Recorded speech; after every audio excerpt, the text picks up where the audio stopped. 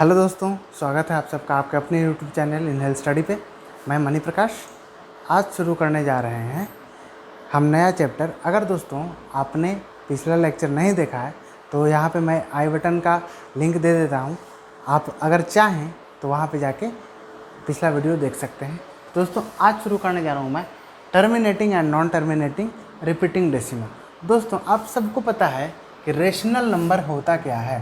तो दोस्तों आप बोलिएगा कोई भी नंबर जो कि पी बाई क्यू के फॉर्म में रहता है पर क्यू 0 के बराबर कभी नहीं होता है, उसको हम कहते हैं रेशनल नंबर। तो दोस्तों कोई भी नंबर डेसिमल में कैसे आता है? डेसिमल में कैसे आता है? जब किसी नंबर को किसी नंबर से डिवाइड दिया जाए और वो नहीं कटे। जब वो नहीं कटता है तब वो डेसिमल में आ जाता है। तो दोस्तों यहाँ पे हम वही जानेंगे, लेकिन कुछ अलग तरीके से। अलग तरीके से क्या होता है कि दोस्तों कि जैसे p बाई क्यू के फॉर्म में कोई भी हो, p बाई क्यू के फॉर्म में कोई भी हो और q में अगर 2m और 5m का मतलब 2 पे पावर n और इंटू 5 पे पावर n का अगर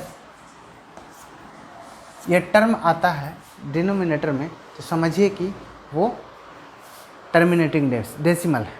टर्मिनेटिंग मतलब जो पूरी की पूरी कट जाती है। ठीक है दोस्तों, जैसे ये अगर आता है तो ये आता है टर्मिनेटिंग डेसिमल।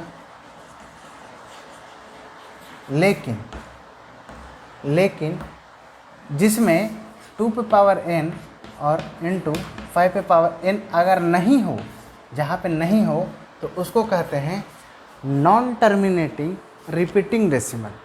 रिपीटिंग जैसे 2 पे पावर n, मान लीजिए कि 2 पे पावर 1 है गुना 5 पे पावर 1 है, n और m का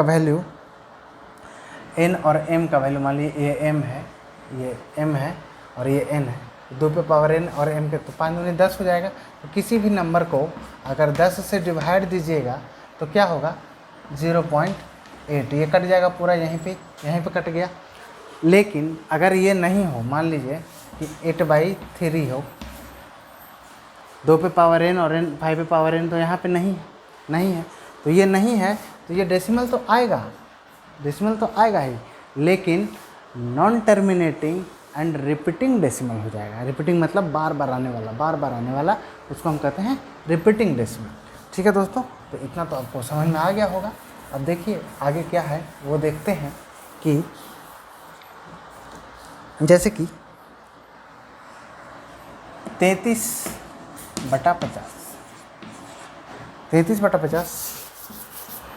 अब देखिए तो यहाँ पे ये टर्मिनेटिंग डेसिमल है क्या? तो यहाँ सबसे पहले हमको सिर्फ और सिर्फ डिनोमिनेटर को देखना है। 50 का एक फैक्टर कर लीजिए अगर नहीं होता है तो, या फिर 50 को हम कैसे लिख सकते हैं? 50 को लिख सकते हैं 4 × 25 लिख सकते हैं, सॉरी 2 × 25 लिख सकते हैं। तो 2 पे पावर कितना हो जाएगा 1 हो जाएगा, इंटू 25 का पावर 5 पे पावर 2, ये हो सकता है। तो देखिए ये 2 पे पावर m और 5 पे पावर n के फॉर्म में टूट गया ना। तो टूट गया, इसका मतलब ये है कि ये जो है ये टर्मिनेटिंग डेसिमल है। मतलब जिसके डिनोमिनेटर में 2 पे पावर m और 5 पे पावर n का टर्म आ जाए उसको हम कहेंगे ये टर्मिनेटिंग डेसिमल है। और जिसमें 2 पे पावर m और 5 पे पावर n का टर्म नहीं आए उसको हम कहेंगे नॉन टर्मिनेटिंग रिपीटिंग डेसिमल है, मतलब वो बार बार आने वाला है। अब m और n का वैल्यू ये फिक्स नहीं होता है, कुछ भी हो सकता है। m और n का वैल्यू कुछ भी हो सकता है, 1 2 3 4 कुछ भी, सिर्फ पॉजिटिव इंटीजर होगा। ठीक है दोस्तों, चलिए इतना तो आप समझ गए। अब आता है क्या कि रिकरिंग मतलब जो बार बार रिपीट हो। देखिए एक और क्वेश्चन देख लेते हैं। जैसे कि 121 पे बटा 2 पे पावर 3 गुना 3 पे पावर 2 गुना 7 पे पावर 5। अब बताइए तो ये टर्मिनेटिंग डेसिमल है या फिर नॉन टर्मिनेटिंग रिपीटिंग? तो देखिए सबसे पहले क्या हम देखते थे कि डिनोमिनेटर में क्या होना चाहिए 2 पे पावर n इंटू 5 पे पावर 2 पे पावर m इंटू 5 पे पावर n होना चाहिए, तभी आता था टर्मिनेटिंग। यहाँ पे देखिए है क्या, तो 2 पे पावर 3, यहाँ की 2 पे पावर m तो मिल गया, लेकिन 3 पे पावर 2, 7 पे पावर 5, ये 5 पे पावर n है क्या, नहीं है। देखिए यहाँ पे पावर में 5 है, यहाँ पे पावर में 5 नहीं है, यहाँ पे बेस में 5 है। इसका मतलब बेस में 2 पे पावर 5 नहीं है, इसका मतलब ये टर्मिनेटिंग डेसिमल नहीं है। अगर ये दोनों रहता तभी वो टर्मिनेटिंग डेसिमल होता। ठीक है दोस्तों, ठीक है। जैसे 0.32 का बार है ना, है ना, ठीक। अब 0.32 का बार, एक तो डायरेक्ट ट्रिक है क्या कि जितने डिजिट पे बार रहे उसको लिख दीजिए और उसके नीचे जितना डिजिट पे बार रहे उतना 9 लिख दीजिए, ये हो गया आपका आंसर। ये ट्रिक है दोस्तों, ये डायरेक्ट आंसर आने वाला है। तो दोस्तों अगर आप चाहें तो इससे भी बना सकते हैं, और अगर नहीं तो फिर हम इसे भी बना सकते हैं कि प्रोसेस से कैसे बनेगा। तो ये दिया हुआ है दोस्तों क्वेश्चन ये दिया हुआ है। तो मान लीजिए कि ये बार का मतलब होता है रिकरिंग मतलब होता है बार बार रिपीट होना। तो इसको हम ऐसे लिख सकते हैं 0.32 और चलता चला जाएगा, कहाँ तक जाएगा हमको नहीं मालूम। ठीक है, अब देखिए हम इसको ऐसे लिख सकते हैं x इक्वल्स टू 0.32 और ये चलता चला जाएगा, है ना, चलता चला जाएगा। अब दोस्तों पहले ये जो इसको हम माने हैं, इसको हम इक्वेशन मान लेते हैं 1। ठीक है, इसको हम इक्वेशन मान लेते हैं 1। अब जितना रिपीट हो रहा है, जो बार बार रिपीट हो रहा है, मान लीजिए कितना डिजिट रिपीट हो रहा है, 1 2 डिजिट, फिर से यही डिजिट रिपीट हो रहा है, तो इस डिजिट को हम लाते हैं इस तरफ। अब इस तरफ लाने के लिए क्या करेंगे, इसमें 100 से मल्टीप्लाई करना होगा। तो 100 से मल्टीप्लाई करेंगे तभी तो डेसिमल 2 डिजिट घिसक जाएगा। तो 100 से इधर मल्टीप्लाई करेंगे तो इधर भी मल्टीप्लाई करना होगा, यानी 100x equals to 32.3232 and dot so on. ठीक है, एंड डॉट सो ऑन। ये 100 से मल्टीप्लाई क्यों किए, 100 से मल्टीप्लाई इसीलिए किए क्योंकि हमें इस डिजिट का मुझे ज़रूरत थी और इस डिजिट को हम डेसिमल के बाहर लाना चाहते थे। क्यों, क्योंकि अगर हम इसको बाहर ले आएँ तो हम इस रिपीटिशन को कंटिन्यू करें फिर भी कोई फ़र्क नहीं पड़ने वाला है इसके साथ, क्योंकि ये पता नहीं कहाँ तक जाएगा। तो इसलिए 100 से इंटू यहाँ भी मल्टीप्लाई करेंगे तो यहाँ भी मल्टीप्लाई करना होगा। अब दोस्तों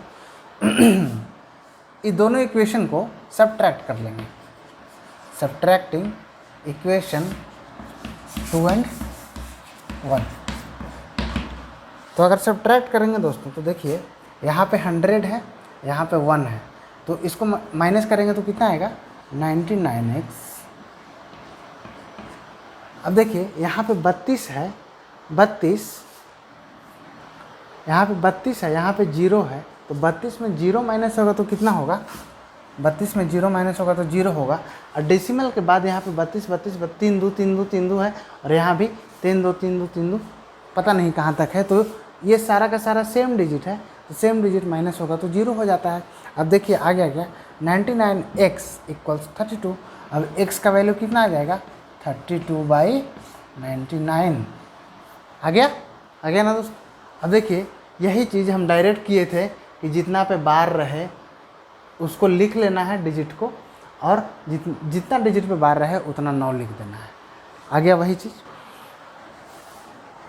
0.254। ठीक है ना, ये दिया हुआ है।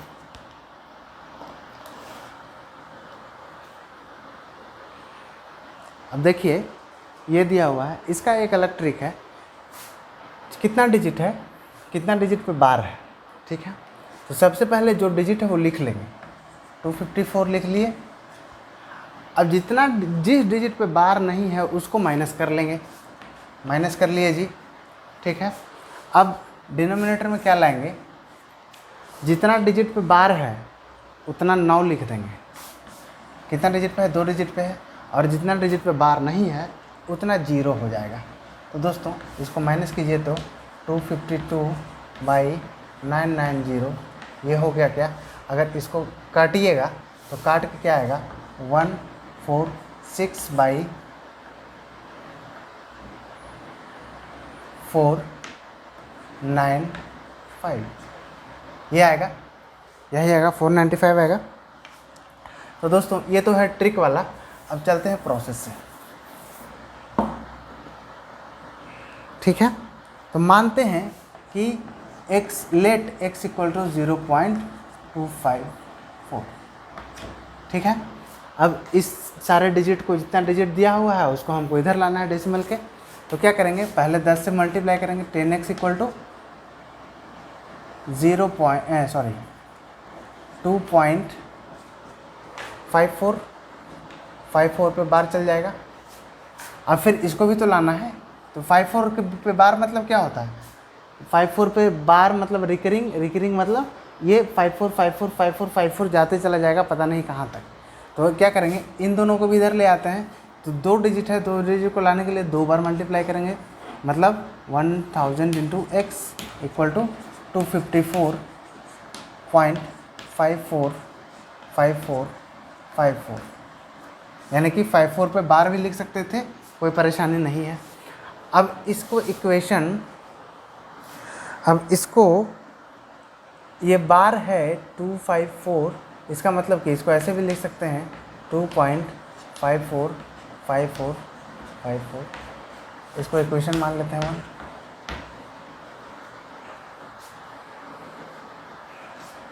और इसको इक्वेशन मान लेते हैं 2, और इसको मान लेते हैं 3।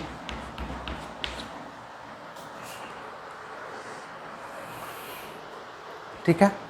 अब देखिए इक्वेशन 2 में से 1 को माइनस करेंगे तो क्या आएगा, इक्वेशन 2 में से 1 को माइनस करेंगे, देखिए इधर 100 भी माइनस होगा, यानी कि ये कितना हो जाएगा 990x, और यहाँ पे क्या है 254 में 2 माइनस कीजिएगा 252 है, 252, और 252 को 252 लिखेंगे, और यहाँ पे ये 127 नहीं, ये कट के कितना आ जाएगा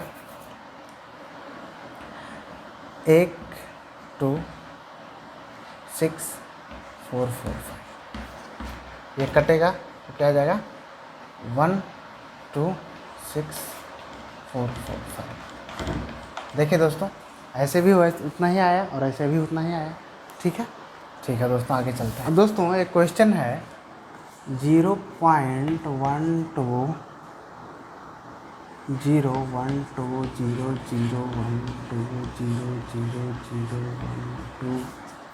और ये चलता चला जाए।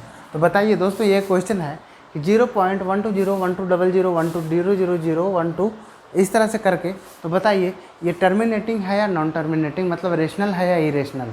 तो देखिए दोस्तों ये टर्मिनेटिंग हो सकता है क्या, देखिए तो यहाँ पे कटना था 1 फिर 2 फिर 0 फिर 1 2 0 0 1 फिर 1 2 0 0 0 1 2 फिर आगे बढ़ेगा, मतलब ये कटेगा नहीं है, चलता चला जाएगा। तो जो नहीं कटेगा उसको क्या कहते हैं दोस्तों, जो रिपीटिंग और नॉन टर्मिनेटिंग होता है उसको क्या कहते हैं, इरेशनल नंबर, मतलब कि ये एक इरेशनल नंबर है ना, इरेशनल नंबर है। तो दोस्तों ये तो आपको बहुत अच्छी तरह से समझ में आ गया होगा। तो दोस्तों हम समझते हैं कि आपको ये वीडियो बहुत अच्छा लगा होगा, शानदार वीडियो लगा होगा। तो दोस्तों अगर आपको अच्छा लगा तो लाइक कीजिए, सब्सक्राइब कीजिए, बेल बटन को दबा लीजिएगा ताकि मैं जो भी वीडियो डालूँ आपके पास तुरंत पहुँच जाए। और दोस्तों दोस्तों के पास शेयर कीजिएगा ताकि उन्हें भी ये सारी चीज़ें समझ में आ सके। और दोस्तों कमेंट ज़रूर कीजिएगा आपको कैसा लगा ये वीडियो। मिलते हैं अगले वीडियो में, धन्यवाद।